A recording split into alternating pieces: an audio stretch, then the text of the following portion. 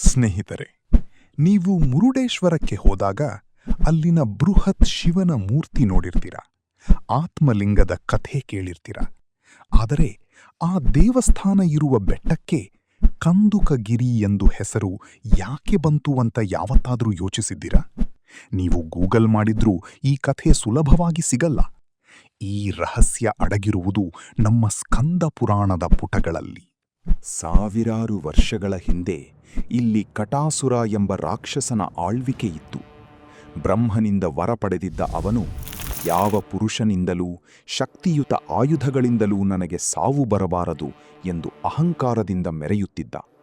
ಇಡೀ ದೇವಲೋಕವೇ ಅವನ ಭಯದಿಂದ ನಡುಗುತ್ತಿತ್ತು.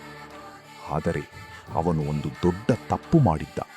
ಒಬ್ಬ ಹೆಣ್ಣು ಮಗು ತನ್ನನ್ನು ಕೊಲ್ಲಬಲ್ಲದು ಎಂದು ಅವನು ಕನಸಿನಲ್ಲೂ ಯೋಚಿಸಿರಲಿಲ್ಲ. ಅವನ ಅಂತ್ಯಕ್ಕಾಗಿ ತಾಯಿ ಪಾರ್ವತೀ ದೇವಿ ಒಬ್ಬ ಪುಟ್ಟ ಬಾಲಕಿಯ ರೂಪ ತಾಳಿ ಇದೇ ಬೆಟ್ಟದ ಮೇಲೆ ಬಂದಳು. ಅವಳ ಕೈಯಲ್ಲಿ ಒಂದು ಸುಂದರವಾದ ಕಂದುಕ ಅಂದ್ರೆ ಚೆಂಡು ಇತ್ತು. ದೇವಿಯು ಆಟವಾಡುತ್ತಾ ಎಸೆದ ಚೆಂಡು ಕಟಾಸುರನಿಗೆ ತಾಕಿದಾಗ ಅದು ಸಾಧಾರಣ ಚೆಂಡಾಗಿರಲಿಲ್ಲ, ಬ್ರಹ್ಮಾಂಡದ ಶಕ್ತಿಯಾಗಿತ್ತು. ಕಟಾಸುರನಿಗೆ ಆಶ್ಚರ್ಯವಾಯಿತು. ಯಾವ ಅಸ್ತ್ರಗಳೂ ಮಾಡದ ಗಾಯವನ್ನು ಈ ಆಟದ ಚೆಂಡು ಮಾಡುತ್ತಿತ್ತು.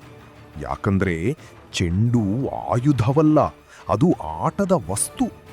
ಹೀಗೆ ವರದ ಲೂಪ್ ಹೋಲ್ ಬಳಸಿ ದೇವಿಯು ಆಟದ ಮೂಲಕವೇ ಆ ರಾಕ್ಷಸನನ್ನು ಸಂಹರಿಸಿದಳು.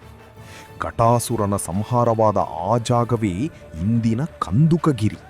ನೀವು ಮುರುಡೇಶ್ವರ ಗೋಪುರ ಹತ್ತಿ ನೋಡುವ ಆ ಬೆಟ್ಟದ ಮಣ್ಣಿನಲ್ಲಿ ಇಂದಿಗೂ ಆ ದೇವಿಯ ಶಕ್ತಿಯಿದೆ ಎಂಬ ನಂಬಿಕೆಯಿದೆ. ರಾವಣನಿಗಿಂತಲೂ ಮುಂಚೆಯೇ ಈ ಭೂಮಿ ದೇವಿಯ ಪಾದಸ್ಪರ್ಶದಿಂದ ಪವಿತ್ರವಾಗಿತ್ತು. ಇದೇ ನೋಡಿ ನಮ್ಮ ಪುರಾಣಗಳ ತಾಕತ್ತು.